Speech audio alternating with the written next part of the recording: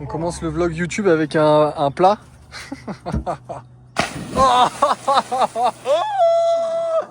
Oh, il était carré celui-là. Bon voilà. Let's go. La DER des DER. La DER des DER qui fait mal. De la mamie 916 km. Voilà, voilà. C'est des parties pour un long périple. Avec cet oiseau. Quand on arrive. Ah bah, je peux te dire que le GPS là il nous fait pas de cadeau là. Voilà ce que c'est quand tu vis dans la plus belle région de France. Incroyable.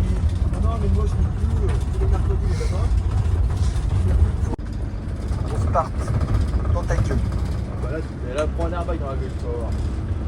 Déjà tu te calmes, c'est pas parce que t'es garagiste qu'il faut critiquer les airbags déjà. Le airbag, tu vas le prendre dans le museau, tu vas t'en rappeler pendant un petit moment. Comme Emma. Fais la tête de ton Monster Munch. Faut voir comment il est. Vas-y. Aïe. Pas mal ça.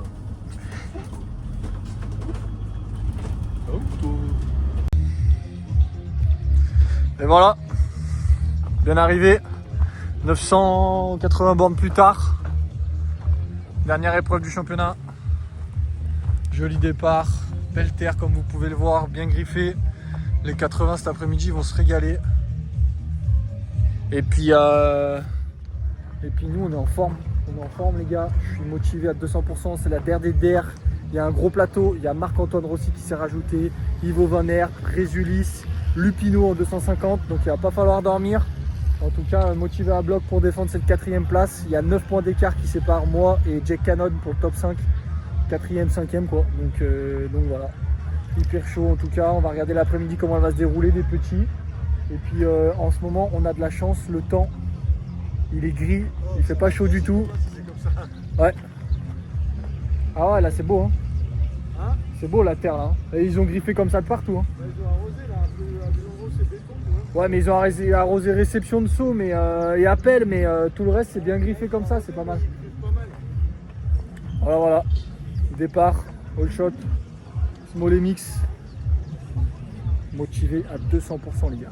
Là je suis vraiment chaud. Là. Bon, ici c'est le seul club à Roville où ils ont fait pour tout le monde toute l'année. Ils ont coulé une dalle comme vous pouvez le voir. Ils ont scellé le grillage à la dalle, donc ça fait vraiment propre. C'est magnifique. Ligne droite de départ légèrement en montée. Voilà, nous le pré-parc, on est garé juste là derrière. Ils ont vraiment une infrastructure magnifique. Et je pense que le all shot avec virage à gauche là, juste ici, ça va se passer tout au niveau de la cabane. Donc demain, ça serait bien de faire dans les 5 premiers au chrono pour avoir une bonne place. Puis on verra bien. Pas mal. Ah ça, là il y a du monde hein. Là il y a du monde hein. Ah, on est bien. Mon salaud. On va regarder la manche tranquillement.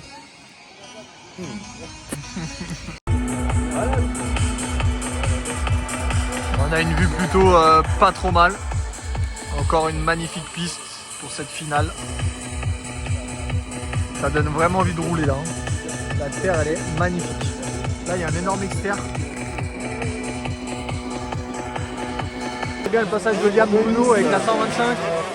Normalement il roule avec nous mais là il roule en 125 pour préparer le mondial junior. Regardez bien l'externe.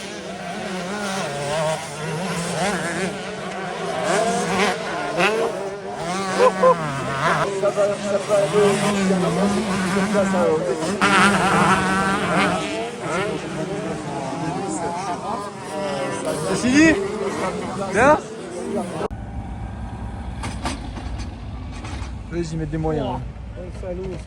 Oh ouais, on dirait que... Bon bref, ils ont mis les moyens.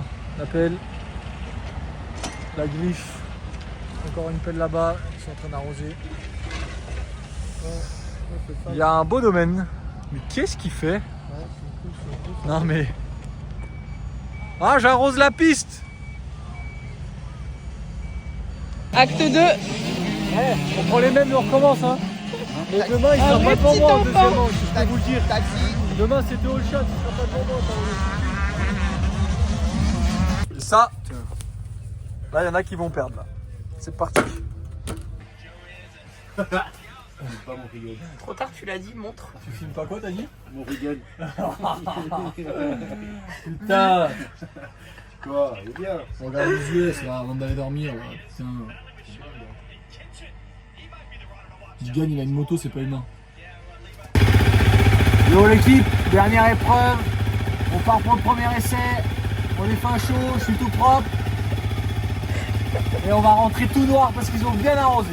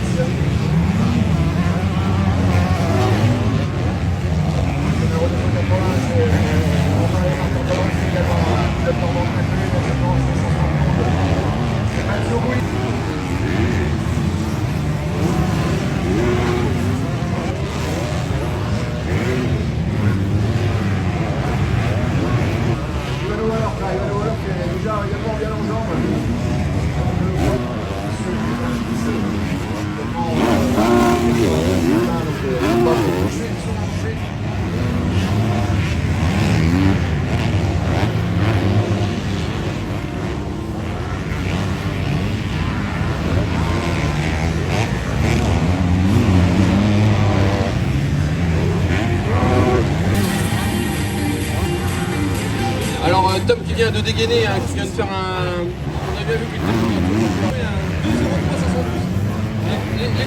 les chronos tombent, et nous sommes qu'aux essais libres.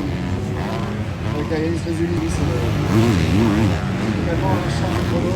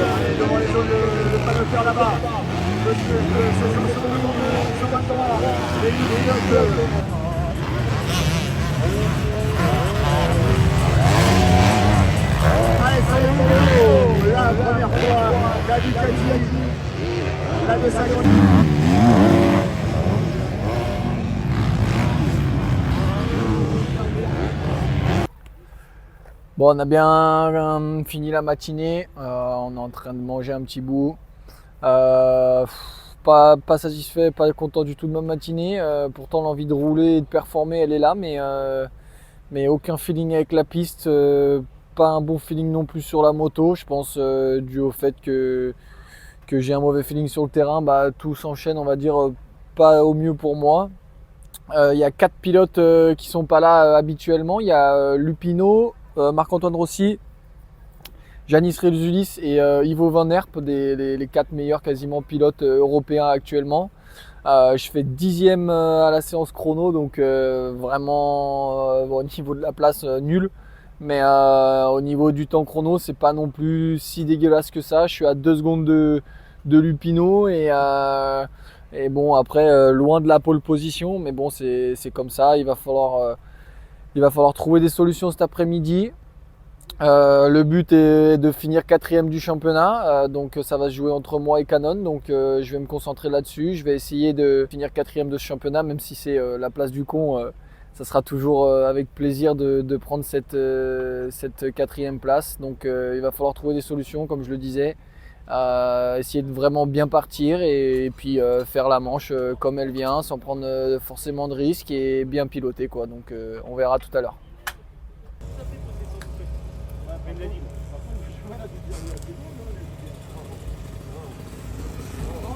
Parce que là, ils sont sur des films, c'est la manière de dire. Ah, mais Bruno, ils ont un matos de. Ouais. Un déclic. Et Yamaha. T'as vu comment ils sont faits, ouais.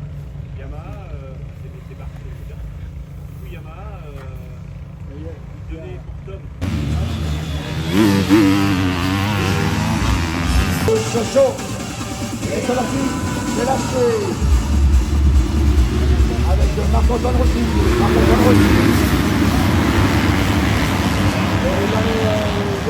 Je pense que Eh oui, le 4e Garcia Francisco, Van Herp, 5e, 6e Lupino, 7e Boiramé et 8e Carlier. Allez,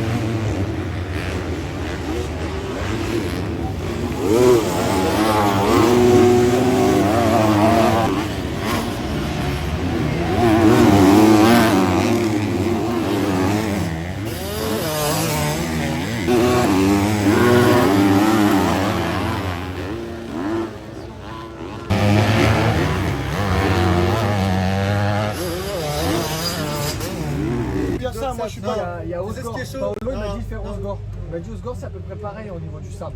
Ouais, pour le sable par contre. C'est pour Au le niveau sable, du ouais. sable, Graillon, il m'a dit laisse tomber. Bah, Graillon, Il m'a t'as dit- plus de plage. Ça, c'est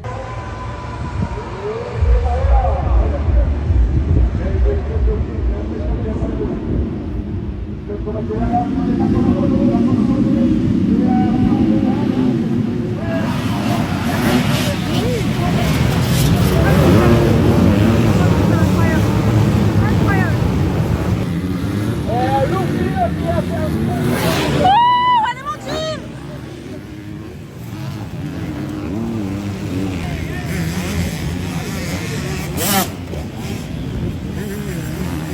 Bon alors je ne sais pas pourquoi, il y a un drapeau rouge, ils arrêtent, ils ont même pas fait un tour et lui est parti deuxième et il était toujours deuxième. Ça fait vraiment chier.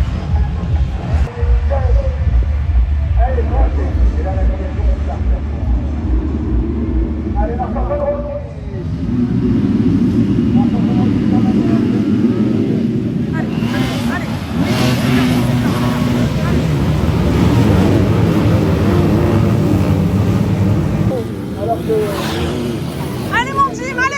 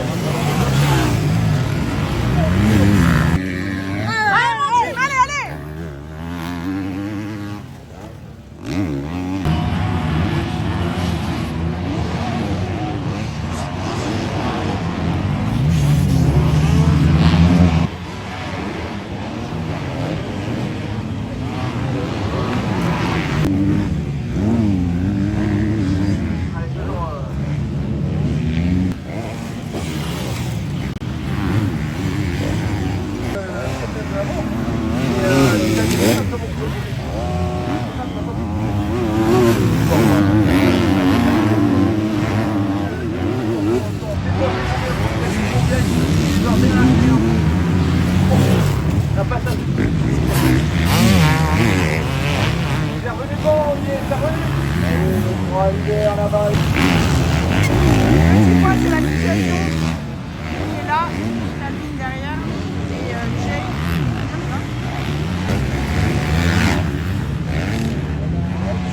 Et pour l'occasion, j'ai fait faire des t-shirts.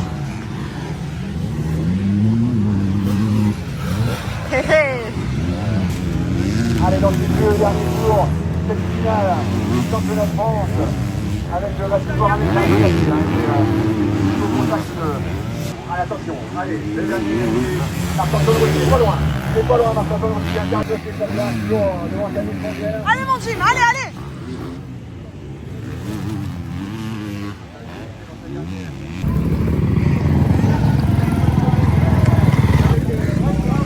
Bravo mon cœur. T'es content?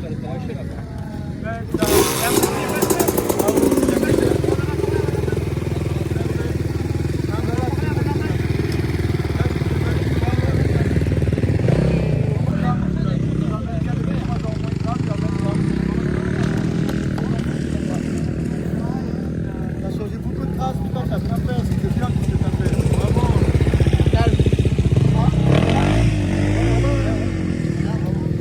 Après, il y a nous. Il y en a pas beaucoup. Il va où ton pote là? Bon, je crois qu'il va pas notre âge. Oh la cloche, tu fais quoi là? Non, non, c'est pas ça que je te demande. Ça là, tu fais quoi? Ah, il s'est accroché à moi. Je me suis assis dessus. Putain, si c'est pas beau ça? Team t-shirt. Il n'y a pas que ceux qui sont champions et ceux qui font des podiums qui ont le droit à des t-shirts. Exactement. Je vais les vendre sur le bon coin. Voilà, c'est du poisson. Et de la salade. Jambon. Je mange salade et j'avais malade. Bon voilà, on a fini le championnat. On rentre entier de cette dernière épreuve. Un petit peu difficile de redescendre. Je vous avoue que j'ai galéré toute la journée. J'ai bataillé avec moi-même. J'étais pourtant vraiment motivé de rouler. Il y avait des gros pilotes aujourd'hui. 4 pilotes de l'Europe qui ont roulé dans les 4 premiers à Materley-Bassin la semaine dernière en championnat d'Europe. Donc il y avait du gros niveau et j'étais vraiment motivé. J'attendais cette finale avec impatience pour défendre ma 4e place et puis pour pourquoi pas encore me montrer devant et me prouver que je suis capable encore de me battre avec ces gars-là. Malheureusement, ça n'a pas été le cas. Dès le matin, j'ai pas forcément été très à l'aise à l'essai. Un chrono en 10e position en soi avec un temps chrono qui est pas si dégueulasse que ça, mais bon. Il a fallu essayer de trouver des solutions. Une première manche vraiment catastrophique. Je suis parti dans le paquet, je sais même pas combien. Les premiers tours, aucun engagement, aucune vitesse. Je me demandais ce qui m'est arrivé. Je me faisais doubler par 2 pilotes par virage quasiment. Donc vraiment une catastrophe. Je suis arrivé à me réveiller un petit peu. J'ai rien lâché jusqu'à la fin. On va dire que je tire une bonne conclusion de cette première manche dans le sens où je me suis battu jusqu'à la fin. J'ai essayé de trouver des solutions, changer des traces. J'ai rien lâché jusqu'au dernier tour. Malheureusement, j'ai eu des grosses variantes de temps, mais ça, c'est comme ça. Concours de circonstances, je me fais gêner par un retardataire en première manche et je me fais doubler dans le dernier tour, dans les 300 derniers mètres, où je finis 12e, alors que j'étais en bataille pour quasiment prendre la 10e place. Donc voilà, Jack Cannon, mon concurrent principal du week-end pour finir la 4e place, fait 6e, donc il me reprend 6 points. Il en restait plus que 3 avant cette deuxième manche, donc le couteau un peu entre les dents, pas mal de stress, il fallait que je trouve une solution.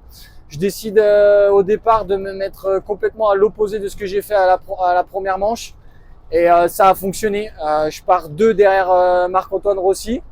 Malheureusement, encore un petit coup de Trafalgar de la Fédé où ils ont voulu remettre les pendules à l'heure par rapport à Plomion. Il y a quelqu'un qui a tapé dans la grille, donc ils ont mis drapeau rouge et ils pensaient que la grille n'avait pas fonctionné, donc arrêt de la manche. On se remet tous en grille. Je suis resté assez calme. Je me suis dit que malheureusement c'était comme ça et c'est pareil pour tout le monde. Je me suis remis à la même place et jackpot, je refais le même départ mais une place de plus. Je pars 3e derrière Rossi et Résulis. J'ai essayé de m'accrocher les premiers tours juste pour choper leurs traces tout simplement parce qu'ils avaient vraiment des bonnes traces et j'étais pas éclairé sur ce qu'il fallait faire tout simplement. Et je me suis fait doubler par les meilleurs pilotes malheureusement. Voilà, il faut savoir s'incliner quand on est moins bon. Donc je me suis battu comme j'ai pu, j'ai changé des traces jusqu'à que Jack Cannon me double. J'avais encore perdu 1 point sur lui, il en restait plus que 2. Et Calvin Fonvielle est venu me mettre la pression jusqu'à la fin. Les 15 dernières minutes, on les a fait en grosse bataille. Et du coup, je finis 8e de cette manche. Jack finit 7e. Et du coup, je finis 4e du championnat de France élite avec 2 points d'avance sur Jake Cannon. Donc vraiment, aujourd'hui un petit peu dur parce que je me suis battu avec moi-même et j'ai pas réussi à faire ce que je voulais. Donc un peu triste de finir la saison de cette manière sur les manches, mais content de m'être battu encore une fois jusqu'à la fin. Je regrette rien de ce que j'ai pu faire de ma saison. J'ai mal commencé à la Capelle Marival et je dirais que je finis mal, mais à 50-50 dans le sens où je me suis encore une fois donné vraiment jusqu'au dernier tour. J'ai jamais rien lâché de ma saison et c'est ce que je vais retenir et c'est ce qui est très positif. Donc je regrette rien, j'ai lâché aucun point qui aurait pu me permettre de finir à la 5e position. Donc voilà, une saison pleine en championnat de France élite. Pour mon retour à la compétition après 2 ans, je finis 4e. J'aurais espéré mieux, je le cache pas. J'aurais aimé faire un podium ou même me battre pour le titre, mais en fait, il fallait juste rester réaliste. Quand ça fait quasiment 1 an et demi, voire 2 ans que tu as pas mis les pieds sur une course, tu peux pas arriver et casser le cul à tout le monde. Donc j'ai quand même fait des belles choses. J'ai montré la triomphe devant. J'étais le seul pilote triomphe derrière la grille. Je suis parti devant. J'ai fait des podiums de manche. Pas de podium sur aucune épreuve, mais c'est pas grave. J'accepte la sentence. J'accepte ce qui m'est arrivé aujourd'hui. Et encore une fois, j'ai construit toute ma saison. J'ai construit tout mon hiver avec mon crew qui a été là et qui m'a pas lâché. Mon entraîneur physique, mon père, ma copine, mon meilleur ami qui est venu ce week-end. Donc voilà, je suis pas champion, je suis pas sur le podium, mais moi aussi j'ai le droit à ma photo et mon t-shirt et tout simplement très ému et je me porte vraiment tout mon respect sur ce que je suis capable de faire. Je reste très compétiteur, donc je vous avoue que j'aurais aimé faire mieux, mais c'est comme ça et puis on va rentrer. On est déjà à la glace sur le pied. Je vais pas parler plus longtemps. Et puis merci à vous tous en tout cas de me suivre, merci de commenter, de liker, ça me fait plaisir de vous faire ces vidéos, même si aujourd'hui il n'y aura pas trop de débrief parce que j'ai vraiment été en colère contre moi-même, donc je vais vous partager plein d'images. En tout cas merci à vous tous et puis on se dit à dans 2 semaines pour l'ouverture du championnat de France Supercross à Saint-Thibéry. Là ça va pas être la même, mais encore une fois je vais garder le même état d'esprit que j'ai eu cette année. On reste positif. On prend tour après tour, on accepte la sentence, quelles qu'en soient les circonstances sur le résultat. Et c'est comme ça que je m'accroche et c'est comme ça que j'y crois aussi. Donc j'espère qu'un jour j'arriverai au bout de ce que j'aimerais faire. Pour le moment, voilà, la place du con, il y en a toujours une dans un championnat. Et cette année, c'est moi qui l'aime et j'ai aucun regret de finir 4e parce que j'ai fait tout ce que je pouvais faire cette saison. Donc voilà. Je tenais aussi à finir cette vidéo de la meilleure des manières possibles pour moi en remerciant tout simplement les personnes qui ont été le plus présents pour moi durant ma convalescence et ma réathlétisation. Donc je vais vous les présenter en vidéo. Toutes ces personnes vont parler, elles ont tenu à me laisser un petit mot par rapport à ce qu'on a vécu pendant 1 an et demi de convalescence et mon retour à la compétition et cette fin de championnat, comment je me suis battu. Donc je vous laisse là-dessus. En tout cas, merci à eux et merci à vous de m'avoir suivi toute la saison. Je suis le docteur JB Bourgeois, médecin urgentiste et médecin du sport, et j'ai le plaisir de suivre Jimmy Clochet depuis de nombreuses années. En effet, initialement, il était suivi par mon père à l'époque où moi-même je faisais du motocross, mais j'ai repris le flambeau depuis quelques années et on peut dire que malheureusement, Jimmy m'a donné quand même pas mal de travail. Notamment plus récemment avec ses 2 graves lésions au niveau des pieds, où il a fallu le faire rapatrier en urgence et trouver un chirurgien qui voulait bien l'opérer, où la question était simplement de est-ce que Jimmy pourrait un jour remarcher normalement et pourquoi pas peut-être remonter sur une moto. Mais c'était sans compter la résilience et la force mentale de Jimmy qui nous prouve aujourd'hui qu'en plus de remonter sur la moto, il est capable de retrouver un niveau tout à fait exceptionnel et qui, je l'espère, va pouvoir se hisser à nouveau au niveau des top pilotes mondiaux et européens. En tout cas, Jimmy, tu sais que tu peux compter sur moi pour t'aider. Bonjour, je suis Céline Noël-Lardin, kinésithérapeute au cabinet Ex-Kinésport à Aix-les-Bains.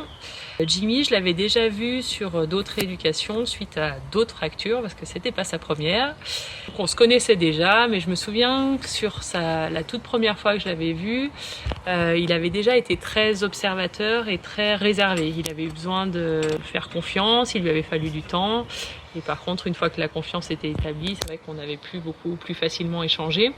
Là, je me souviens vraiment du coup de téléphone qu'il m'a donné. Alors déjà, Jimmy, quand je vois son nom s'afficher sur mon téléphone, j'ai toujours un peu peur parce qu'en général, il m'appelle pas pour des égratignures.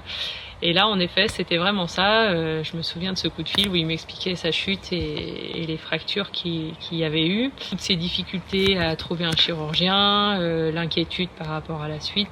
Le moral était quand même parfois dans les chaussettes, hein, je pense qu'on peut le dire. Et à ce moment-là, dans les chaussettes, c'était pas très beau ce qu'il y avait à voir. Donc il y a eu quand même des moments avec des hauts et des bas. Il y a eu des fois où il a fallu travailler un peu sur le moral aussi.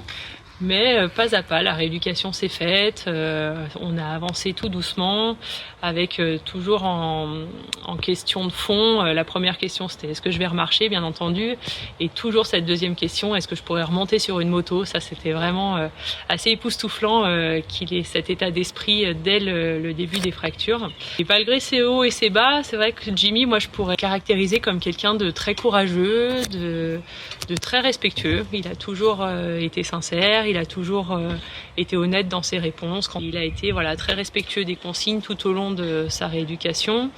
Il a su rester progressif malgré son envie que ça aille vite et de pouvoir reprendre la moto le plus rapidement possible. Et toujours très appliqué dans les consignes, dans les exercices qu'il réalisait, de faire le mieux possible pour que ça avance. Un peu perfectionniste peut-être, je dirais. Malgré tout, c'est vrai qu'il restait toujours fixé sur son objectif, qu'il n'a pas lâché depuis le début, celui de pouvoir reprendre la moto un jour. Ça a été dur au début, et puis petit à petit, avec les progrès qui sont arrivés, la lumière est arrivée au bout du tunnel. C'est vrai que je pourrais dire avec le recul, ça a été vraiment un bon moment ces séances. Malgré les difficultés qu'il y a pu y avoir, c'était des échanges qui étaient toujours constructifs et très intéressants, très bienveillants. Et c'est vrai que son courage et sa détermination m'ont forcé à lui donner les soins les plus qualitatifs possibles. L'objectif, c'était vraiment de lui laisser garder ses étoiles dans les yeux, comme quand je l'ai connu quand il roulait. Et c'est vrai que de voir ses résultats aujourd'hui, je suis fière et je suis très heureuse pour lui qu'il puisse continuer de nous faire rêver. Je m'appelle Thierry Tribondo, je suis coach professionnel. J'accompagne au développement personnel des sportifs de haut niveau et des managers en entreprise. J'ai entraîné pendant 10 ans le sprinter français Christophe Lemaître, ayant été moi-même athlète de haut niveau et ayant participé aux Jeux Olympiques d'Albertville et de Lillehammer en bob à 4. J'ai été contacté par Denis Clochet l'été 2021 pour me demander si je souhaitais accompagner Jimmy, qui traversait une période difficile sportivement. J'ai relevé le challenge avec lui. Jimmy a eu une interruption d'1 an et demi suite à une blessure grave, suite à 9 mois de réalisation, 4 mois seulement et demi de préparation avant d'attaquer le championnat élite MX2. Il est actuellement 4e. Voilà, je voudrais dire que Jimmy est un super doué de sa génération, très bien coaché par son père et bien accompagné par sa maman. Il est résilient, il est très pro. C'est une première année presque pleine où Jimmy continue à monter en puissance. L'année prochaine sera vraiment son année. Il sera au top. Je continuerai à l'accompagner physiquement, sur la programmation et sur le plan mental. Et avis aux concurrents. Salut à tous. Bon, alors je pense que vous me connaissez tous. Je suis Jocelyn Ferrero, le meilleur ami de Jimmy. Ça y est, on est de retour de Reville-la-Place. J'ai fait le déplacement, je me devais de le faire. Parce que ça fait quand même des années qu'avec Jimmy on se côtoie. J'ai été là pour lui, pour sa grosse blessure au niveau de ses pieds. Il revient de très très loin. Je suis très très fier de lui. On a fait quand même un bon boulot ensemble, même si moi j'ai pas été très présent sur le plan physique, mais plus sur le plan moral et affectif. Je veux dire, après une saison pareille, revenir à ce niveau, c'est quand même quelque chose d'exceptionnel. Je suis fier de lui qu'il le mérite amplement et que voilà, les années continuent. Maintenant, place au Supercross. Je vais essayer d'être le plus présent possible comme je le fais d'habitude. J'ai pas tellement les mots, je suis pas très à l'aise devant une caméra, mais bien content, très heureux, très fier de lui. Et puis on se dit à bientôt pour de nouvelles aventures. Salut, je suis Emma, la copine de Jimmy. Habituellement, je suis plutôt de l'autre côté de la caméra pour faire vlog, YouTube, vidéo, Insta, etc. Et aujourd'hui, je me mets de ce côté-là pour moi aussi te dire quelques mots. Mon Jim, il y a beaucoup de choses à dire sur ces 2 dernières années. J'ai vécu toute ta convalescence avec toi, de la minute où tu t'es fracturé les pieds jusqu'à maintenant. Je t'ai vu beaucoup souffrir. Je sais que tu as eu aussi beaucoup de doutes, beaucoup de questions, beaucoup de peurs. Et tu as aussi eu de l'espoir, parce que c'est ce qui fait que tu t'es relevé aussi. T'as absolument jamais cessé d'y croire, ni de croire en toi.